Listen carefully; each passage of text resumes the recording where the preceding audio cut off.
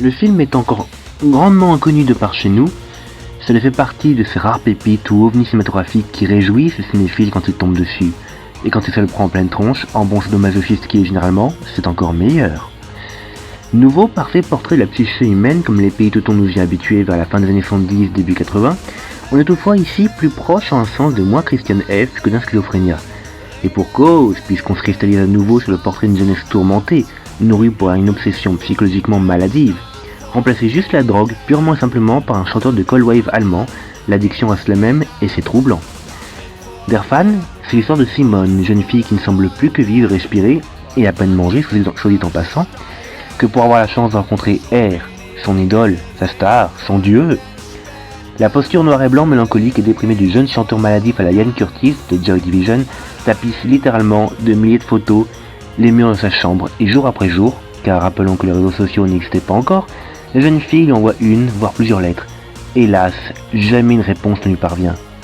L'ado perdu en vient de plus en plus à attendre le postier sur son lieu de travail, quitte à le harceler, renverser son courrier dans l'espoir de recevoir la sacro-sainte réponse, mais rien.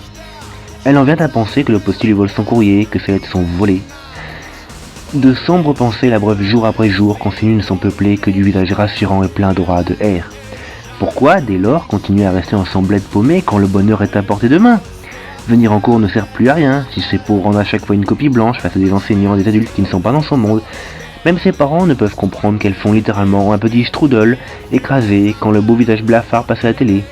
S'ensuit alors un pugilat lorsque, sacrilège, le paternel reprend le droit sur la télécommande. C'en est trop. Simone fugue, elle part à Munich avec zéro argent, juste de l'autostop et très peu de recul sur les dangers qui pourraient la guetter. R va la reconnaître, il saura lui. Simone arrivera-t-elle à voir son idole? Et si oui, que se passera-t-il alors? Vous le saurez au prochain épisode. Oups. Avec patience, Schmidt brosse un portrait presque mental de trajectoire noire de la jeune fille, échappant presque à toute notion pathétique du misérabilisme et nous promenant constamment entre ses rêves et désirs et la réalité. Et si justement, de par la mise en scène, le jeu des lumières et cadrage, au début les différences peuvent sembler nettes pour le spectateur, on finit par s'égarer lentement en même temps que notre Simone maladivement dérangée. Ainsi, l'histoire de cette fan de plus en plus radicale ne nous sortira pas vraiment du coup, et pourtant, le réalisateur a le mérite de suivre son programme, quitte à aller jusqu'au bout sans jamais dévier une seule seconde, faisant de cette pépite un petit monument de noirceur dérangée et presque finalement horrifique, aussi culte que le schizophrénia de Gérard Cargue, qui finit lui aussi par nous traverser KO au final. Surtout, quand on voit la jeune actrice du film, Désirée Nosbourg, ou Nosbusch, I don't know, je ne sais plus mes cours d'allemand, Désirée donc qui porte finalement tout le film sur ses épaules, assumant tous les plans, ce qui n'est d'ailleurs pas des plus aisés dans un film où il y a un peu de nudité et quelques séquences choc.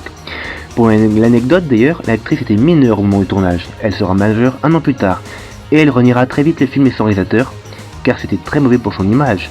Elle devient en effet une grande présentatrice renommée des télé allemandes plus tard.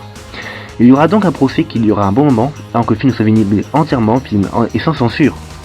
D'ailleurs, l'ex-actrice finira par se réconcilier plus tard avec le réalisateur, et ainsi ils deviendront de très bons amis.